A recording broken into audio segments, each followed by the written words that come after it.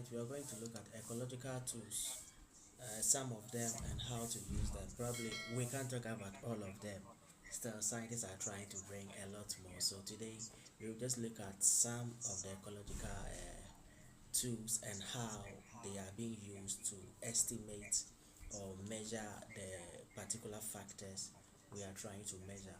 So at this point in time, I will start with an introductory question. When we say ecological tools, what are ecological tools? What are they used for? I think that's the same as their need or their importances. So anyone who took the privilege to read ahead of time can just raise up the hand. I'll invite you, then you talk to us. Emanuela, that's good. You can talk to us, Emanuela. Yeah, ecological tools are methods and techniques used to study and understand ecosystem, population, and communities. Okay, so if I get you right, they are tools or techniques used to measure like factors in the ecology, and you mentioned population. Ecosystem and communities. Okay, ecosystem and the community. So at least we are measuring some factors that do occur in the ecosystem or in the environment. Let me say it that way. So all the interactions that occurs in the environment or that habitat or that geographical area refers to as ecological tools. Thank you very much, Emanuela. A very comprehensive definition that she has provided to us. Any other explanation of what ecological tools are, or if you would like to also give us the importance of such tools, you can mention some to us. So at least I want to invite some few others to also join in the conversation. So let me continue. So as someone just explained, that is ecological tools. Okay. So they are equipments or instruments that we use to measure ecological factors. Remember at the start of the lesson, this topic, we talk about ecological factors which could be grouped into the biotic factors and the abiotic factors, with the biotic factors being the living organisms, their interrelationship, their actions, and even their products that form the biotic component or the biotic factors of the ecosystem. Then we have the abiotic factors, which refers to the non-living part of the ecosystem, which could be grouped into edaphic, which are the soil related factors, and also we can talk about the physiographic and also the climatic, which will include the chemicals and all the molecular aspect of the ecosystem. So these are the factors that we will measure, and we will need equipment or instruments to measure and estimate of these things in the ecosystem. So it could be number of organisms, because that's a biotic factor, and that could be also be estimated by some instrument. So these are the things that we refer to as ecological tools.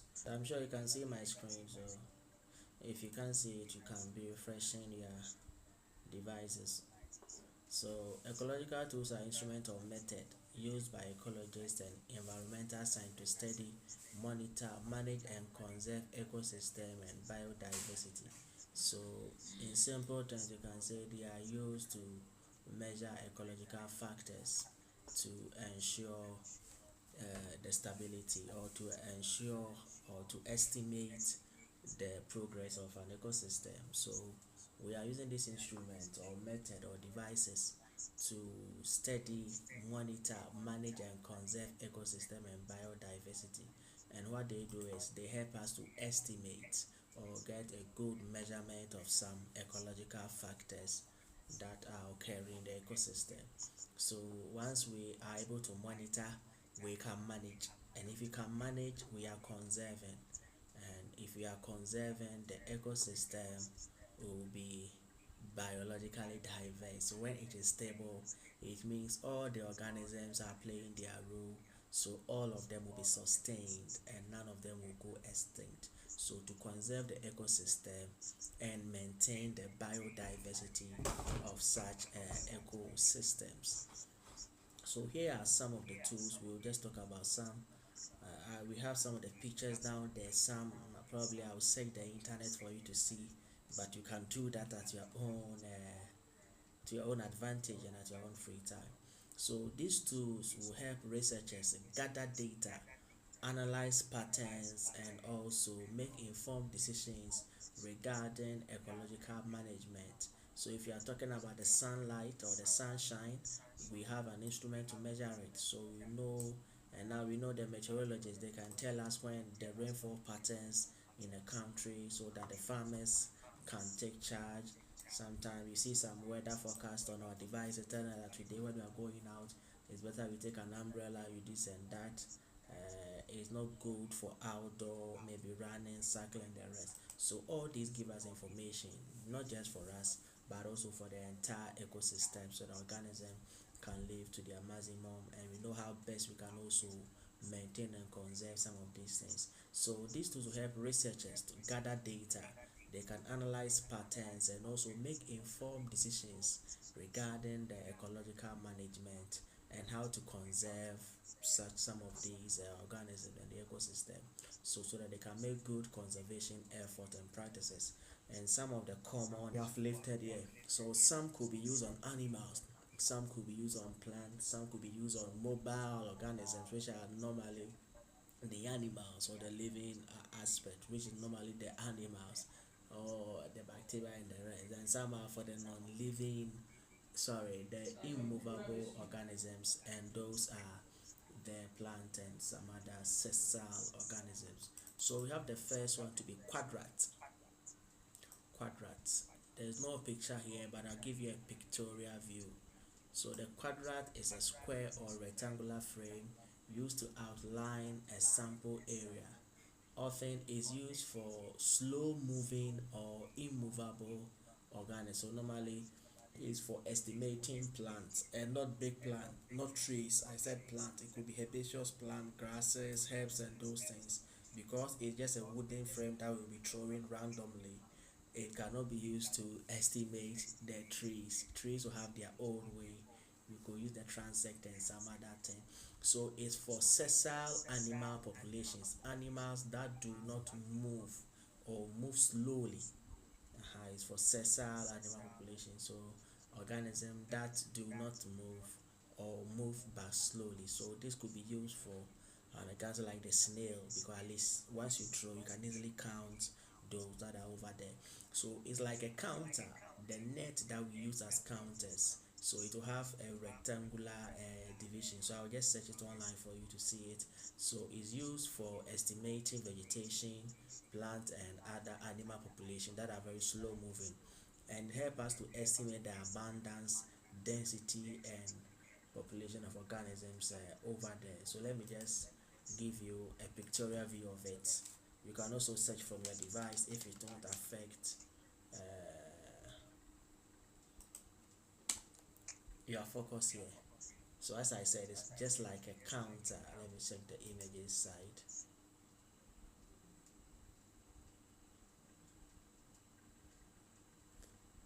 So it's like having that counter that we use in our very good. So this is just what I'm just trying to say. So this a quadrat. You can just make some from the counters that we have on the market. You just have to know the measurement of the square unit.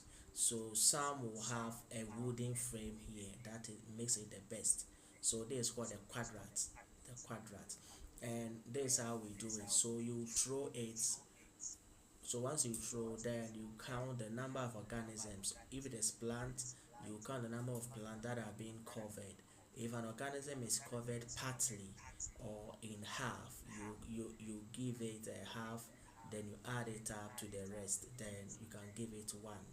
So if it is fully covered, fine. If it is not fully covered, it's counted as half. Then when you add up the half, you can round them, and that will give you the number of animals or plants this quadrat has covered. Then you multiply by the number of throws, then you get the organisms that are covered in that area.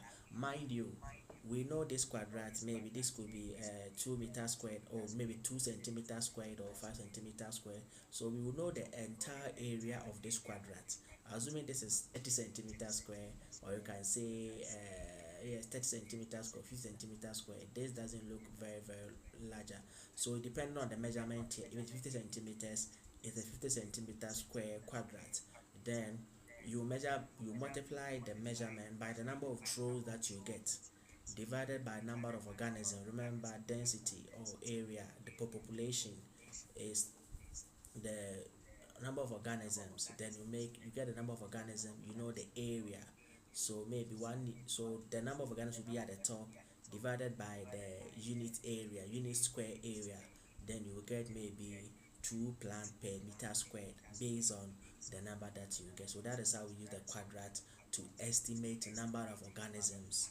So you check the number of throws. If you throw it 10 times, 10 times 20 meters square. So if you look at the organisms, one organism will be found in this amount of area.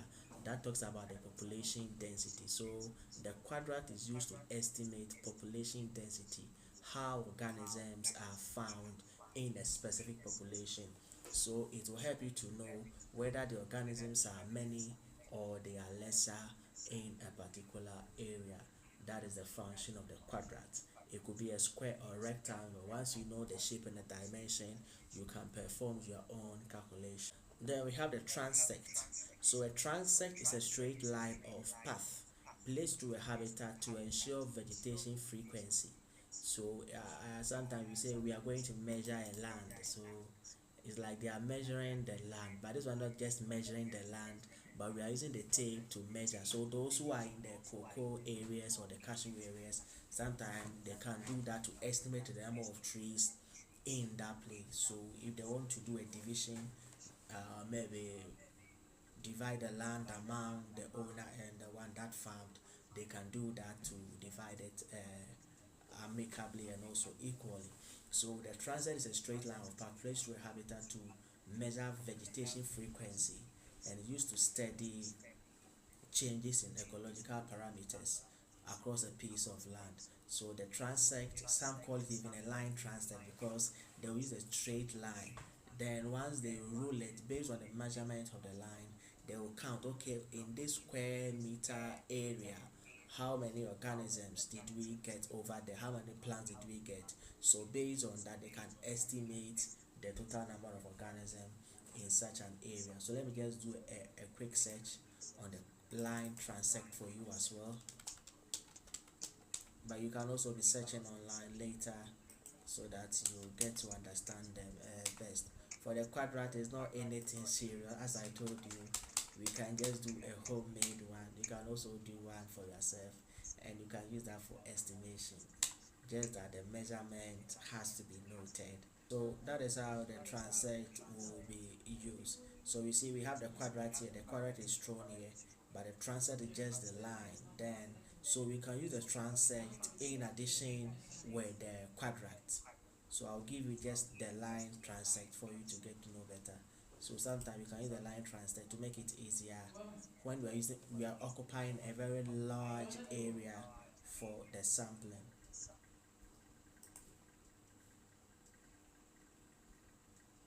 So it's like a line of best fit.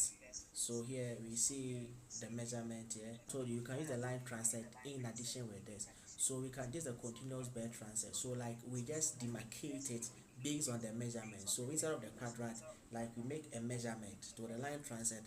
What is the measurement of the area that we have measured? Then we can count the number of trees over there along that stretch. We can go to another place, then we estimate. That can tell, okay, for every this meter squared area, we can get this approximate number of organisms. So for instance, if you come to one class, maybe you are 30, another class you are 40, we are this. We can use that to averagely give the number of students over there. So for instance, I cannot know the number of science students in our school, but I know we have 11 classes. I can take the average because I know the average is around 50 something. Some are 65, some are 54, 58, 56. So I can zoom the average is 55, or let me say 58. Based on that estimation, I can project an estimated number of students who are science students in our school. So maybe it's a 60 times 11. So I can say we are more than 600, we are around 660 science students, and that gives a very good estimation. So that's why the line transect. So together with the quadrat, it makes things even better and easier. So some of these ecological tools could be used in addition with some other devices, or let me say tools. So that is the line transect. So we have the sampling. Sampling is for just estimation, and we have the total count. So sometimes in your farm you can count the total number of trees there if it's not that much, but if it is a very large area of land, you can't count the whole trees. So we can use the line transect to measure maybe just a meter square. So then you count the trees in that meter square. Then ask yourself, what is the total area of your land? If it is 50 meter square, then you get in 1 meter square we have 200 trees. Then that means that 200, that is too much. Maybe you have 50 trees over there. Then you can measure the 50 by the 200. That gives you about 1,000 trees in that your plot of land. So it's just for sampling estimation. You can't count all of them. So you use that to make an estimation of. So I can't count all the students in the school, but I can just go to one class, maybe 5 of them. I will get the average for the class. Then based on that, I can project that we have about 660 science students in the school. So if I'm adding the biology students, then I'll add the home econs class and the visual art class to it. Then the number will become maybe 700 or 800 biology students. So that is the estimation I can make with just the sampling. So sampling means you can't count all of them, but you are using a part to estimate the total, and at least when you do it right, you can get a good estimation, or let me say approximation. We talk about the quadrat. Then the next thing that we have looked at is the transect. We will talk about others for sampling animal. I think the first two are mostly for plants, though it could be for very good, as I told you. So you see here, this one is what, 1 meter. So that is the area, or let's say distance. Then we will count the number of trees that we got. So based on this, we can use this to sample the number of organisms. So this is just a line transect, as we have studied. So we have the line transect here, and that's used to estimate the number of trees. So if just 1 meter could take this number of plants, then what's the projection for 2 meters, 3 meters, or 7 meters squared? And that will be a larger organism that could be estimated for. Now we have another one we call a pitfall trap. Looking at the name, it says something. It's a trap, and you will fall in the pit. So the trap is falling inside the pit, and this is something that you can also do as well in your backyard. So this is what we do. You will dig a hole inside the soil. So look at the mouse pointer where I'm moving it. So you can dig a hole inside the soil. Then you put either a beaker or something to collect the organism. If you leave it at bare, the organism can just move out. So you can put a glass jar, a disposable container, or a cup inside the soil. Then you put some small stones here. Then you put a small stick. Then later you come and count the number of organisms that have fallen inside. Then based on some calculation, you can decide to know, okay, since I have 20 of these of them there, then this is the number of organisms. You can use that to estimate the organism over there. But you just do it anywhere. How best you can do it can give you the better estimation. It's like looking for students on campus, and during school time, you are searching for them without not being paid. Okay, I think here, if in the dormitory, okay, let me say inside the room, because sometimes students can go around the dormitory to at least get some things over there. But you are counting number of students in the school during school time, whilst you are in the dormitory or in their room. You will get little to no students over there. But when you are estimating from the classroom, you get a good number. If you are estimating from the A hall, whilst we don't have an assemble or a program over there, you will not get any student. Or if there's no class held in the A hall, virtually you get no students. You say that we don't have students in the school, but when you get to class, during class hours, you get them. When it's after 9 p.m., I don't expect students to be on campus. So if you're estimating students in a class after 9 or 10 p.m., you will not get a good approximation. At that time, you should be in their dormitories. So it means that if you don't position this trap very well, like where you know the organism pass their pathway, and you put it somewhere you rarely see them, it means maybe 3 of them or 5 of them will be going there. And out of the 5, how many do you think will fall into this trap? So you will not get this. So those who set traps, even in our local areas, they look out for the pathways where they see that the animals normally pass or where they put their food. If you want to set a mouse trap, you should know where the mouse stays or where the mouse normally, the roots of the mouse and where it normally feed. When you put it in the mouse pathway, you have a higher chance of getting it because at least it will see the food, it will be enticed to go for it, then you get the mouse. So that is how we use the pitfall trap. It's a simple trap, as I said, you can do it, used to capture small ground dwelling animals such as insects. So these insects should not be insects that can easily fly. So an insect that can easily fly off, if you don't take care, they will fall inside, but they will easily fly and go away. So it should be for cloring those that crawl or that cannot be able to fly out of this trap.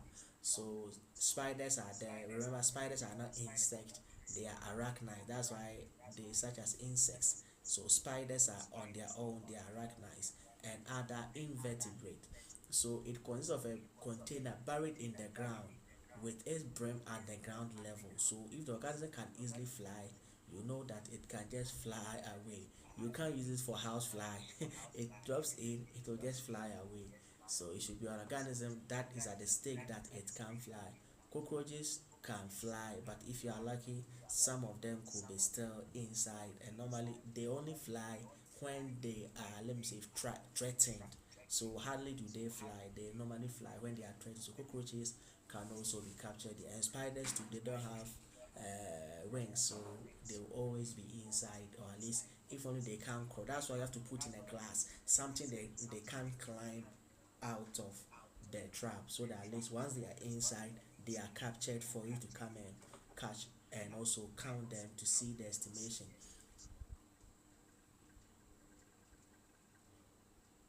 So one thing is you can also put a cover.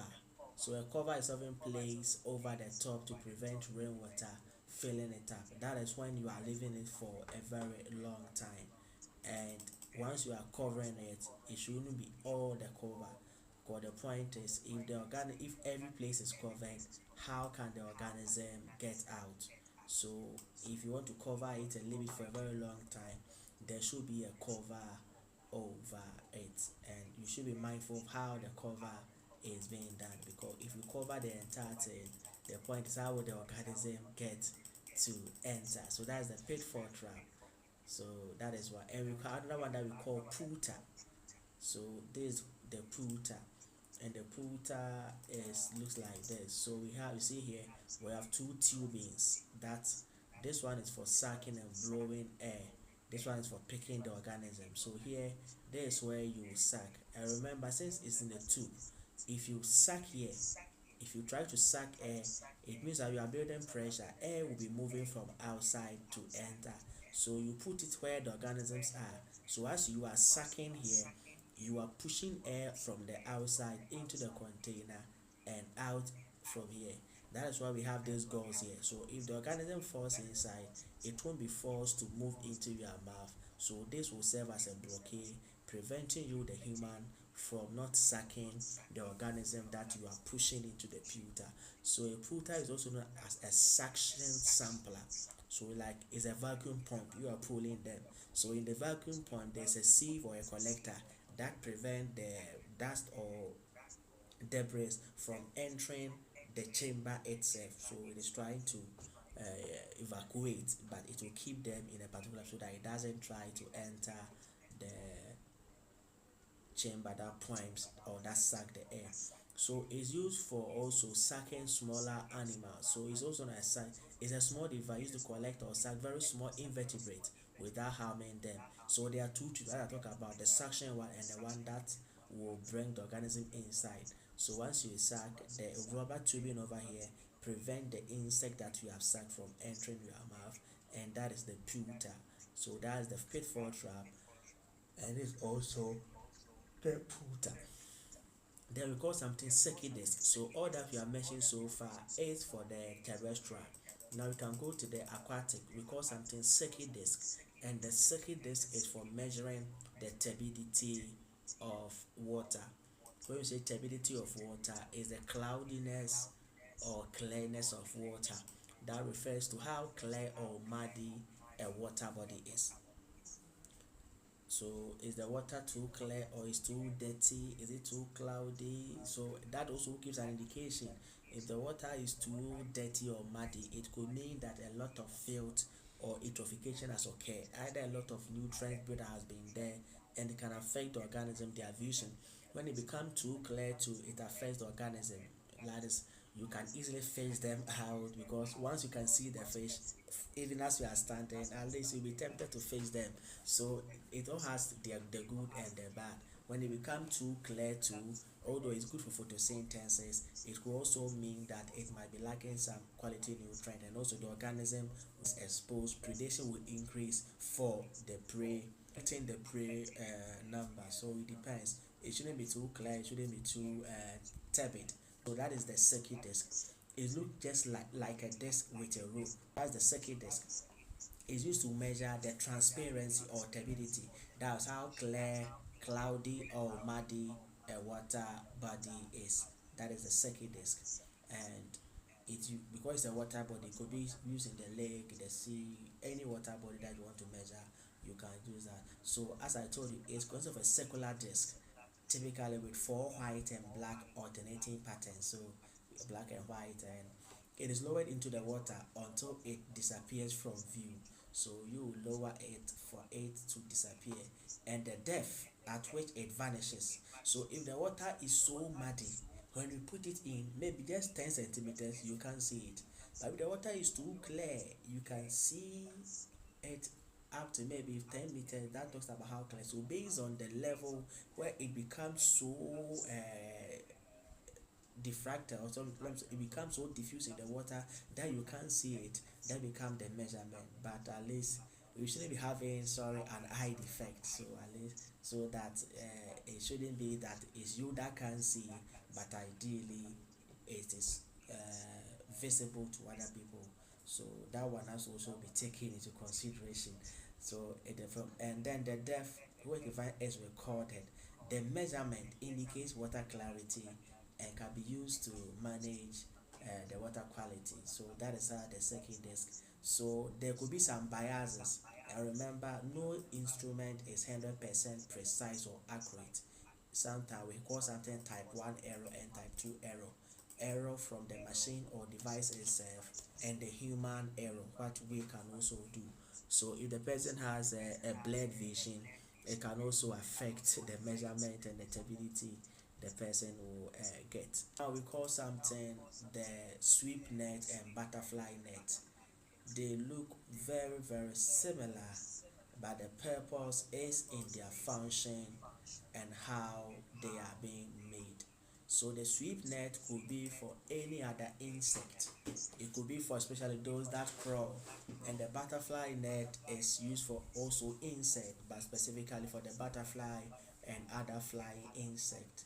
Now the sweep net usually looks shorter, has a shorter frame, but the butterfly net usually has a longer flame because those animals are flying insects, and once they are flying, you can't just use the short handle to catch them. So it's like using the longer frame can catch them. So sweep net and butterfly net, they are for collecting insects. So a sweep net is for collecting small organisms from vegetation or water in ecological surveys. So it has a mesh net attached to a handle, and the handle is usually shorter because you are picking them from the ground or the vegetation, so they're very closer. So it's like a fry pan, the handle very short, but the pan itself will be the mesh that can catch the organism. That is a sweep net.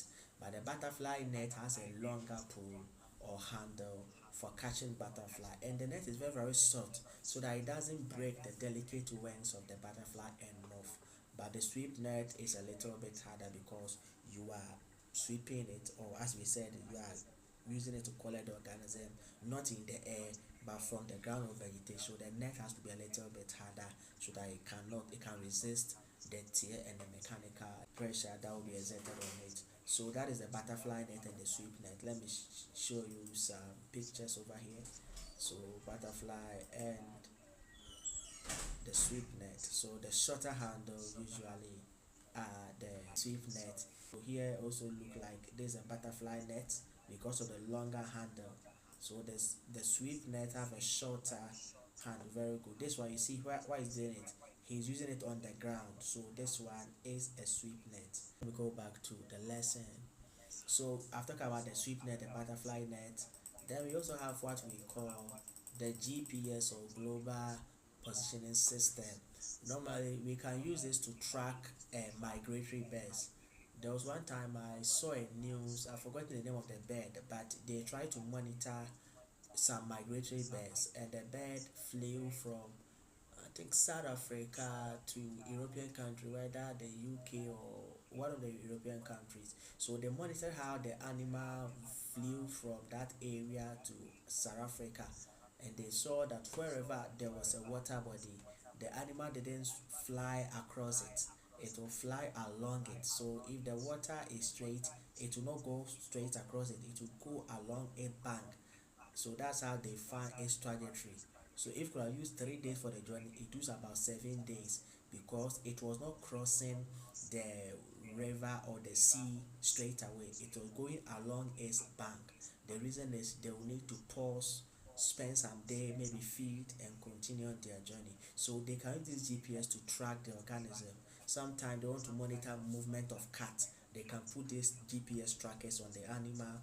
They will check how they move. So they check this animal, its flight, and they were able to measure its speed and its behavior, how they migrate. So they even realize that they go in the direction of the sun during the day and direction of the moon during the night. So how they navigate, they use all this thing to monitor the birds, how they even fly and all that happened. So that is the GPS. Is used to measure a lot of things where humans cannot go with the animals. This tracker could be used to track the movement, the kind of habitat that they know, and even to track such an animals. So that is one instrument or ecological material scientists can use to monitor. And also water quality testing kit. Remember, the Secchi disk is not for water quality, it's just check. You see, it is something that is even having a lot of errors because someone is seeing whether he can see or not. What if the person has a blurry vision? But the water quality test kit will eliminate some of the human errors here because someone can see, someone wouldn't be able to see based on their eyes. So here the water quality test will let you know the pH, the dissolved oxygen over in the water, other chemicals in the water, nutrient levels and pollutant. So this will give a better sight and overview of the water than the Secchi disk that tell how clear or muddy the water is. So and we have camera traps. Now we watch National Geographic that wildlife documentaries. Most of them they have these camera traps that are set over there because the lion is there. Which cameraman was able to get a very close image and picture of that lion, tiger doing all these things. So they place all these cameras. Some are very high powered that they can zoom in and out and still get a clearer view. Some they will set it there because sometimes it could be plants, how plants grow. Before you realize 3 seconds, the plant has sprouted and it has grown. They will put it there and they will measure it for maybe 3 days, a week, a month. Then they will increase the speed so that at least something that happened over a month or 3 days or a week could use just 10 seconds, 30 seconds to appreciate the growth of such a plant. So camera traps are also needed for some of these things. We have a whole lot of them. So here you can even talk about the hygrometer, the anemometer. So I'll give you a chance, then you will come in, give me some ecological tools. So we have a lot of them. So remember, ecological tools are being used to measure ecological factors. It could be abiotic or biotic. Remember, light is a biotic factor. We have wind. We have a lot of them. Some we study in the junior high school. So you mentioned some of them to me. And we have topography, the altitude. So what can we use to measure the altitude? Rainfall is also a biotic factor. What can we use to measure it? Organisms, their number. Population, can you measure it? You can use a quadrat. You can use what we call the capture, release, recapture. That one is not a tool, but rather it's a technique that we will use. But when we come to the quadrat, it's a tool plus a technique. Now there's a technique here that we call the Lincoln index, and this one is used for estimating the organisms in a population. For the sake of time, and it's called the capture, mark, release, recapture. And there is the issue. The capture microleaf capture. Let me use the term here. So you go to a place or the organism, their community or their environment. You capture organisms as many as you can. When you capture them, you stain them with a non-poisonous dye. Then you put the organism back. They will mingle. One, you set a time, maybe a week or a month, depending on the organisms and the area. So you will decide if they are inside like the ants, within an hour or two they can just mix together. But if they are larger animals, you need more time for them to mingle with the total population. Then you go to that same point after the set date. Then you go and capture them again. So you probably get new catch and also catch the organism that you caught the first time. They'll use that to estimate the population. So for instance, you can't be telling me someone always goes to town or someone always goes to the library. If you have seen the person only once at the library, you should be seeing the person 2, 3, 4, 5 times at the library at a specific time before you can say, oh, this person likes going to a library. So to see, for instance, in a larger school, sometimes even seeing your classmate will be an issue when it's break time unless you work together. So if it is just like big, very good, let me use your junior high school, you could easily see any teacher at any time. But once you enter senior high, you see that sometimes even the teacher that teaches you, you will not be able to even find the person on campus. Why? Not because they are not there, but looking at the larger environment and the numerous teachers over there. So the point is, when the number increases, probability of recapturing them will also what reduces. But if you see a question here, then let's say we are seeing the person, it's like being a rural area. You can see anyone anytime, any day. But when you are in an urban place, even your next door neighbor, you might not find them. Not just because they are so busy, but because of the number of organisms in over there. So you capture, you release them, then you recapture. Based on that, we can estimate the population. If you caught 10 for the first time, the next one you caught 12, and 8 of the 10 were still captured, that will tell you that the organism, the population is not that many, or you didn't do it well. So that means that the frequency of catching them was so high. So it means that their number is not much, because you can't catch 10 and at the same time catch the same 8 out of 10 in the same day. So there's the formula that's Lincoln Index brought for us to calculate or estimate number of organisms based on the capture, mark, release, recapture. N is the estimated population size. So we're using this as an estimate. Now, M is the number of organisms that you initially caught. So you first caught M, that is the one that you first caught. So then you multiply by the C, and the C is total of individuals in the first catch. So the M is like the first catch. This one is the first catch. Then you divided by the recapture. So those that you recapture. So assuming I said 10 and 8 and 12. So let me use 8 and so it become a little bit easier for us to calculate without a calculator. So we have 8 here, then we have 10 for the second one, that is 80. If you recaptured 5, 80 divided by 5, that gives 16, sorry, that will be 16. But if you are getting 2 here, then it means we are getting 40. So that the first one, you recaptured 8 out of them, that gives you just 16 organisms. But when you recapture 2, it means that there are many. So it's very difficult to recapture the same person.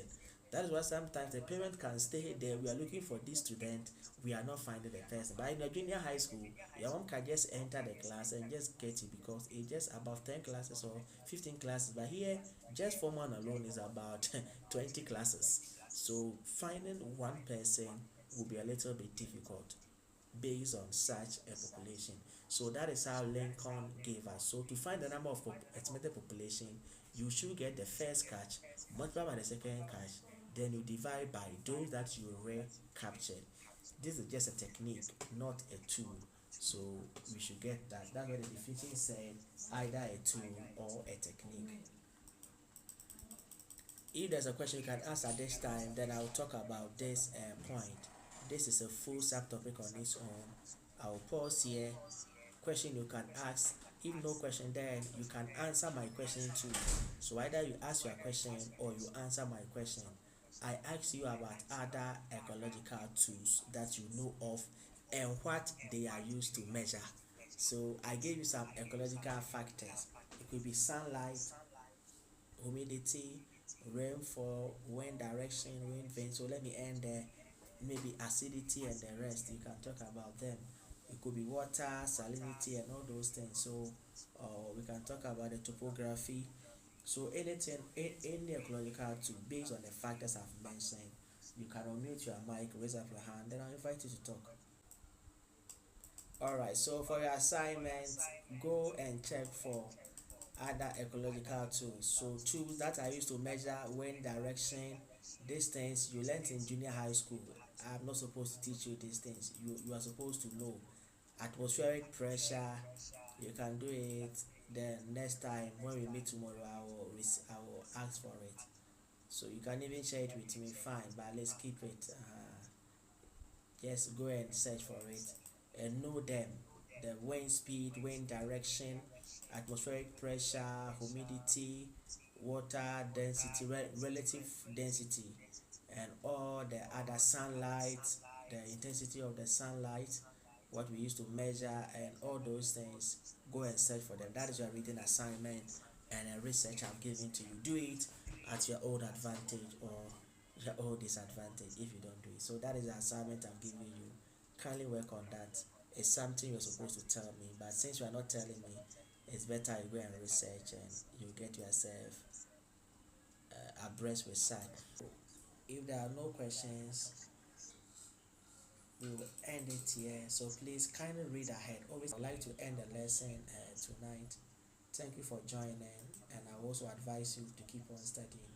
See you same time on Sunday, where we will talk about the ecological pyramid and the relevance of determining food chain using the method we've talked about. Thank you all for appreciating. Have a nice day. Good night.